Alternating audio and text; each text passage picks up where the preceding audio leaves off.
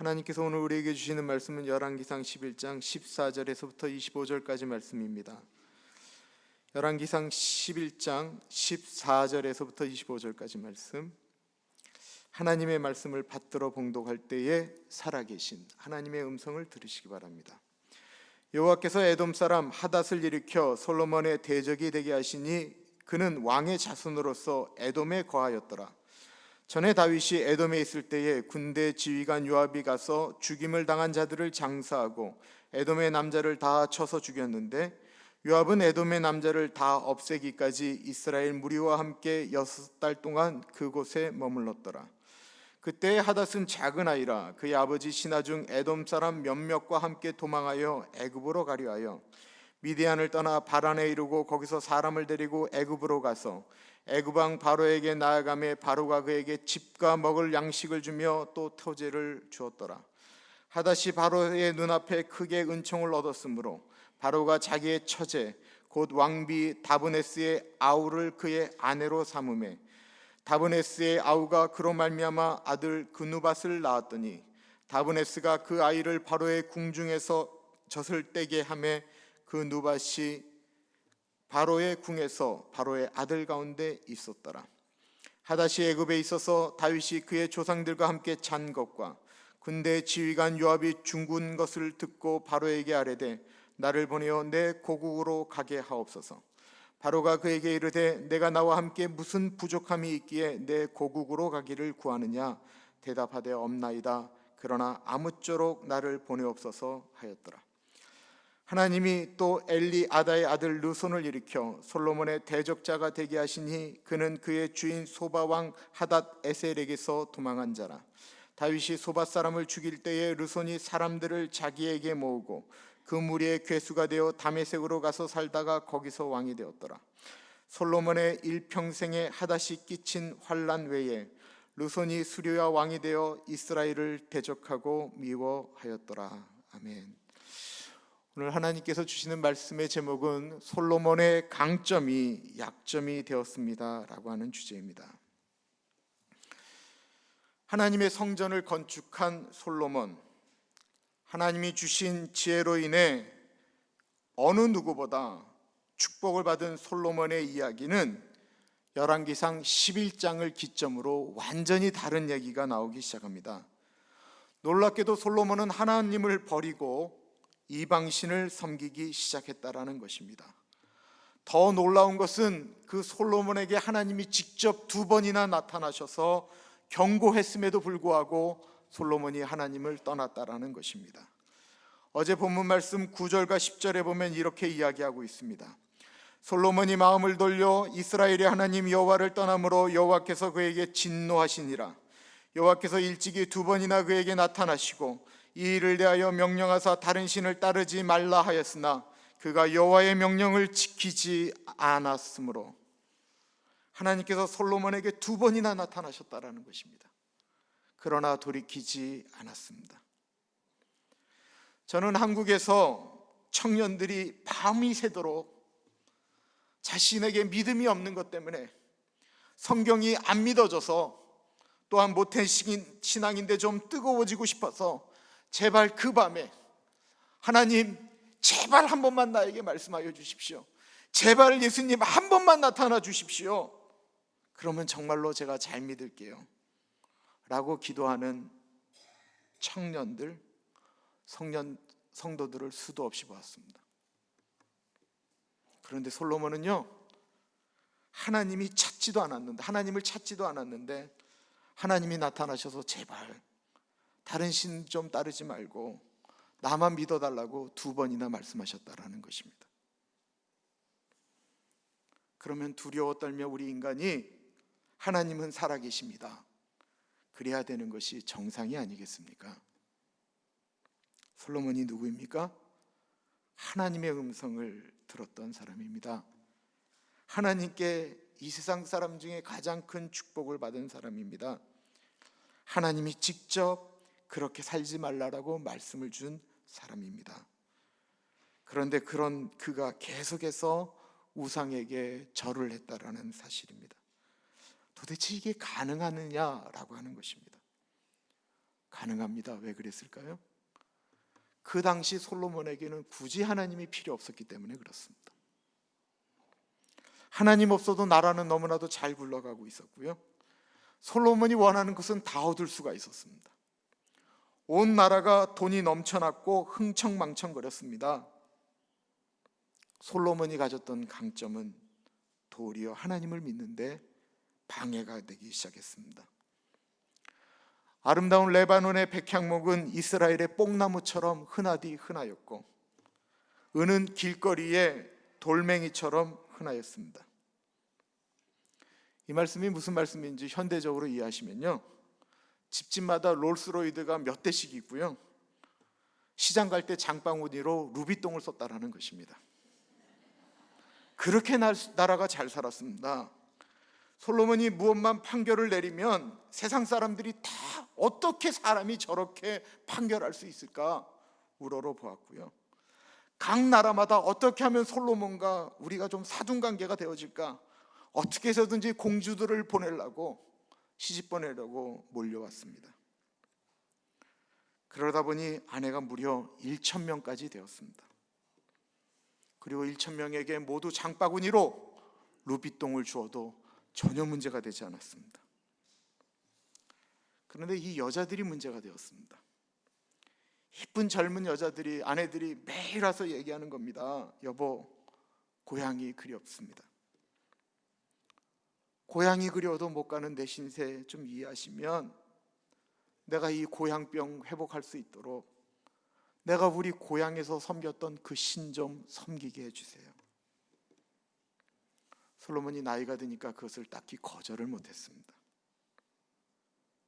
한번 이해해 주자 좀 더 시간이 지났습니다. 말로는 나를 사랑한다라고 이야기하면서 내가 사랑하는 신에게 한 번만 절하자라는데 그건 못 들어주십니까? 나를 사랑하기는 맞나요? 그 말이 못 이겨. 내가 당신 사랑하지. 그리고는 절하였습니다. 한 번 절할 때는 하나님이 매를 드실 줄 알았는데 별일이 없었습니다. 점집에 가도 별일이 없습니다. 교회에 빠져도 별일이 없습니다. 이런 짓은 하나님이 기뻐하지 아니하시지 알면서 해도 별일이 일어나지 않았습니다. 그러자 점점 더 솔로몬도 대담해지기 시작했습니다. 아예 적극적으로 산당을 짓고 그곳에서 적극적으로 절을 하기 시작했습니다. 왜 이렇게 되었을까요? 본인에 대한 자신감이 넘쳐났기 때문에 그렇습니다. 범죄에도 여전히 지혜가 있었고 범죄에도 여전히 나라가 잘 돌아갔기 때문에 그렇습니다. 그의 강점 때문에 그랬습니다. 하나님이 그렇게 당신의 마음에 합한 종이라고 불렸던 다윗이 잘못했을 때 하나님은 다윗에게 나타나지 않았습니다. 하나님은 다윗이라고 하는 사람을 알았습니다. 그가 얼마나 하나님 앞으로 돌이킬 줄 아는 사람인 것을 알았던 것입니다. 그래서 선지자 나단을 보내서 말을 던졌을 때 다윗은 눈물로 회개하며 돌이켰습니다. 다윗은 하나님을 두려워하는 사람이었습니다.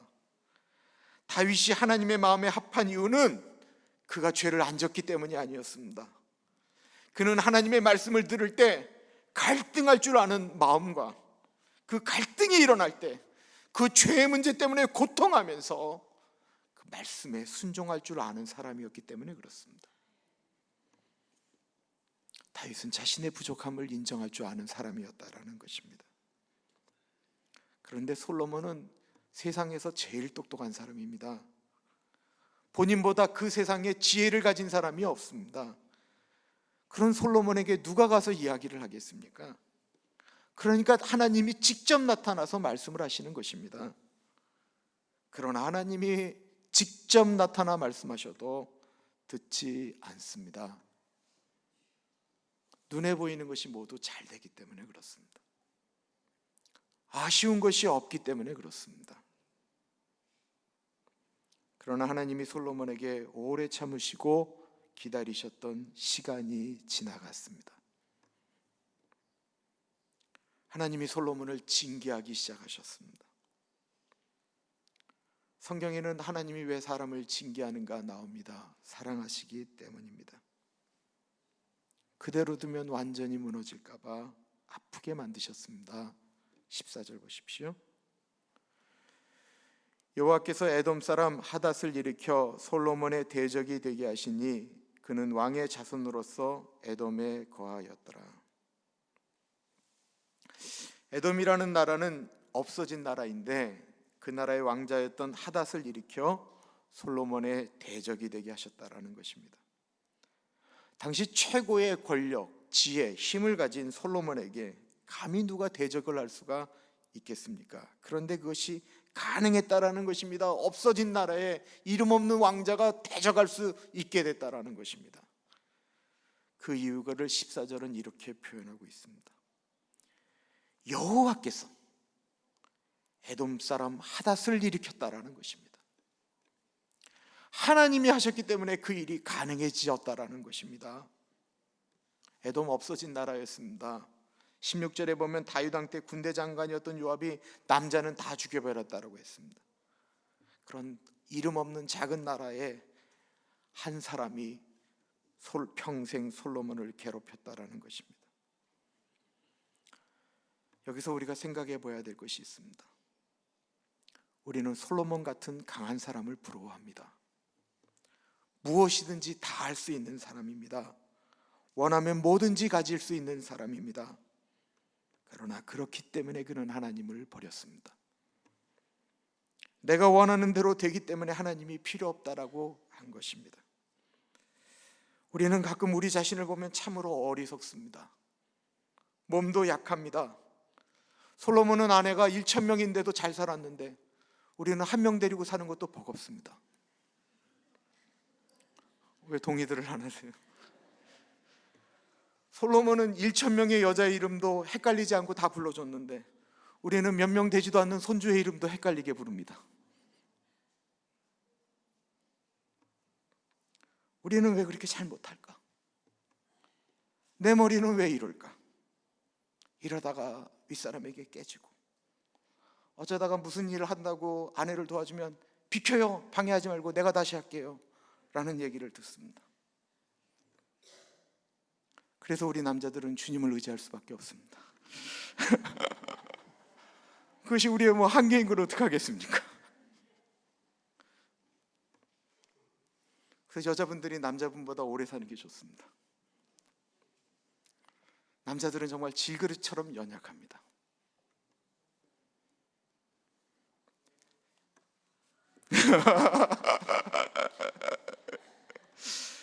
그런데 하나님이 그 약함을 들어 쓰십니다. 예수님의 제자들 어부들이었습니다. 사도 바울은 몸에 고칠 수 없는 질병을 가졌습니다. 하나님이 처음으로 사람을 만드실 때 남자는 진흙으로 만드셨고요, 여자는 갈비뼈로 만드셨습니다. 사람 강하게 만들지 않으셨습니다. 하나님은 우리를 약하게 만드시고 하나님을 붙들 수밖에 없는 존재로 만들었습니다. 우리는 죄에 대해서 잘 넘어집니다. 그래서 우리는 예수님을 붙들어야 됩니다.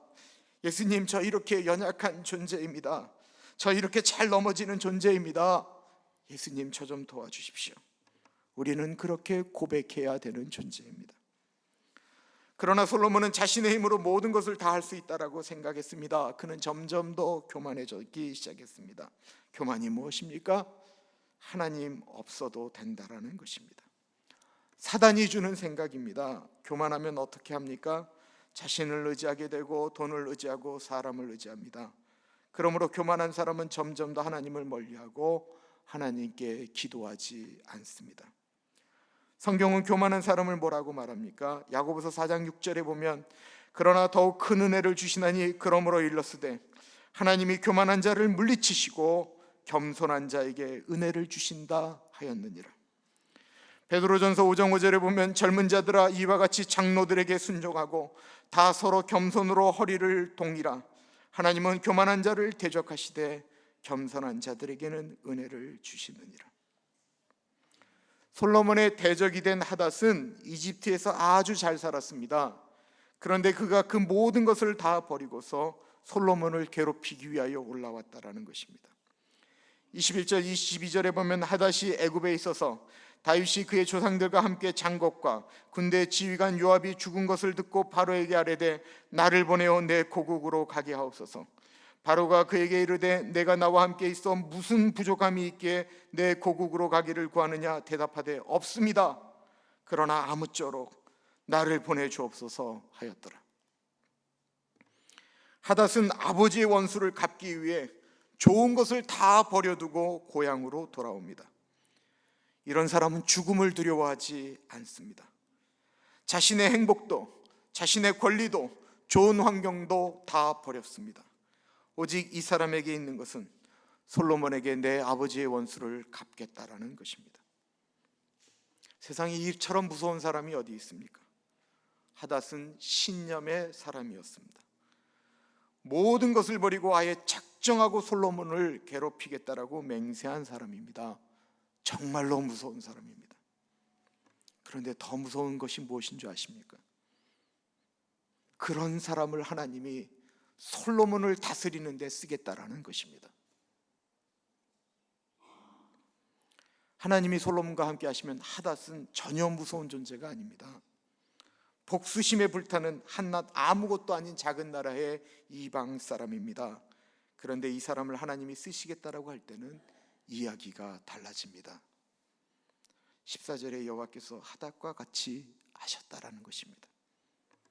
그러자 솔로몬의 말년이 힘들어지기 시작했습니다. 아무리 센 군대를 보내도 하닷을 멸망시키지 못하는 것입니다.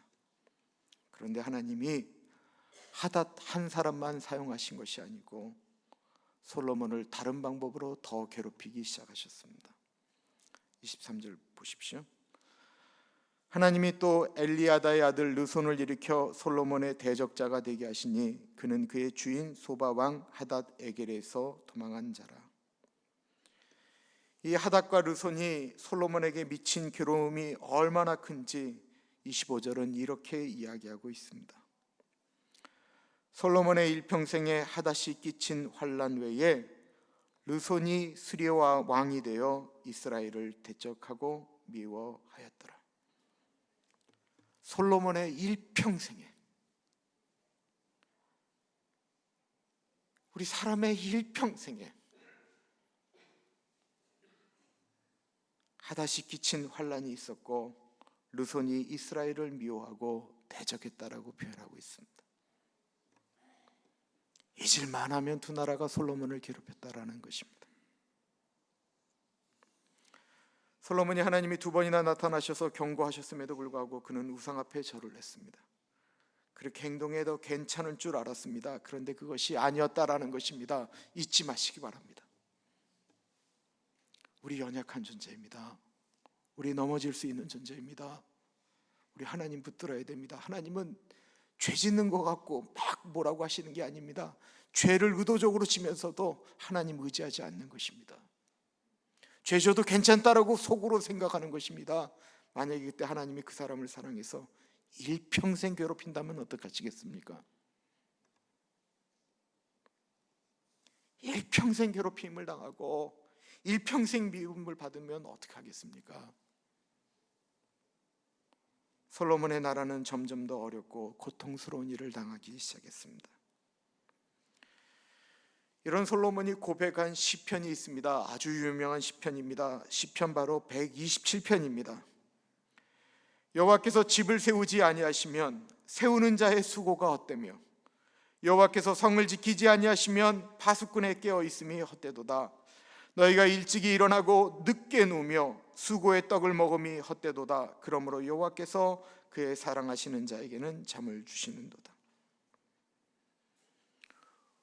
우리는 열왕기상 9장과 10장에 엄청나게 많은 성을 솔로몬이 지은 사실을 알고 있습니다.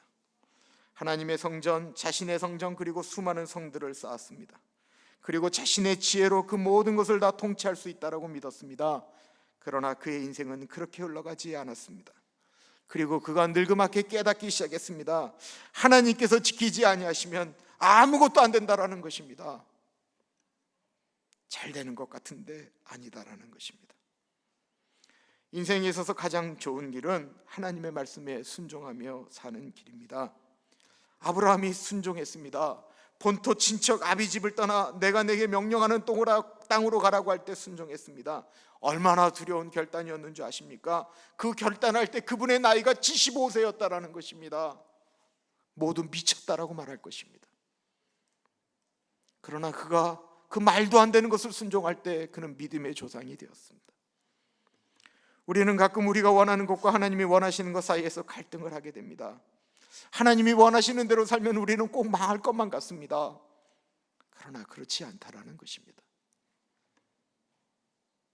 우리 인생의 가장 안전한 것이 하나님 품에서 하나님이 원하시는 삶을 사는 것입니다. 솔로몬이 하나님의 뜻대로 살 때는 솔로몬의 명성이 세상에 좌자했습니다. 하닷이나 르손은 솔로몬의 적수가 될 수가 없었습니다. 그러나 솔로몬이 하나님을 떠나자 잘 되는 것 같은데 그런 보잘것없는 사람들이 솔로몬의 대적자가 되었다라는 것입니다. 우리는 예수를 믿는 사람들입니다. 예수를 믿는 사람들은 잘 될 때는 넘어질까 조심하고 안 될 때는 우리의 연약함을 도우시는 예수님을 더 꽉 붙드는 사람들입니다. 예수님을 생각해 봅니다. 예수님께서 우리의 구원자가 되셨다라고 하는 것은 그 예수님이 하나님의 말씀에 순종하셨기 때문입니다. 이런 생각을 많이 했습니다. 왜 나는 오래 예수님을 믿었음에도 불구하고 어떤 일을 할 때 이렇게 갈등할까? 왜 예수님의 말씀대로 산다라고 하는 것은 왜 이렇게도 힘들까? 그런데요, 참 감사한 것은 예수님을 묵상하다 보니까 이런 갈등은 자연스러운 것이다라는 생각도 들었습니다. 예수님의 겟세마네 기도를 보면서 참 많은 생각을 했습니다. 그것은 예수님도 갈등하셨다라는 것입니다. 예수님도 할 수만 있거든 이 십자가 나 좀 비켜나가게 해주십시오. 그 기도를 3번 하셨다라는 것입니다. 그러나 예수 그리스도의 십자가 능력이 있는 것은 그 예수께서 순종하셨다라는 것입니다. 그리고 그 순종하심이 인류의 구원이 되었습니다. 사도 바울 갈등했습니다. 내 마음에 그 사도 바울이 두 마음이 늘 싸운다라고 이야기했습니다. 한쪽이 늘 일방적으로 이긴다고 이야기하지 않았습니다. 그럼에도 불구하고 사도 바울이 우리가 존경하는 분이 될 수 있었던 이유는 사도 바울은 예수가 원하는 그것을 붙들고 나는 날마다 죽노라 하며 순종했기 때문입니다. 우리 인생에 갈등할 수 있습니다. 그러나 우리가 그 갈등에서 예수 그리스도를 붙들면 예수님이 같이 하십니다. 우리 약한 존재입니다. 우리 솔로몬 같지 않습니다. 우리는 약하기 때문에 더 갈등합니다. 약하기 때문에 다른 것을 붙잡으려고 합니다. 어리석은 것입니다. 하나님보다 강하신 분 없습니다. 하나님보다 완전하신 분 없습니다. 하나님처럼 우리를 도우실 분 없습니다. 우리가 살아가는 삶의 현장에서 넘어질 수밖에 없는 질그릇 같은 우리들이지만 약할 때 강함이 되시는 예수 그리스도 붙들고 이 삶의 현장 가운데서 승리하는 우리 모두가 되기를 기도합니다. 기도하겠습니다.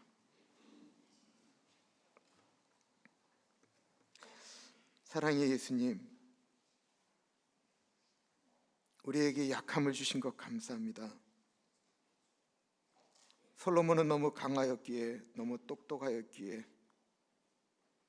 하나님 의지하지 않았지만 하나님 우리로 연약하게 하시고 약하게 하셔서 우리의 한계를 경험하게 하십니다. 존귀하신 하나님, 약할 때 강함이 되시는 주님 붙들고 승리하는 우리들 되어질 수 있도록 인도하여 주옵소서. 존귀하신 예수님 이름으로 기도드립니다. 아멘.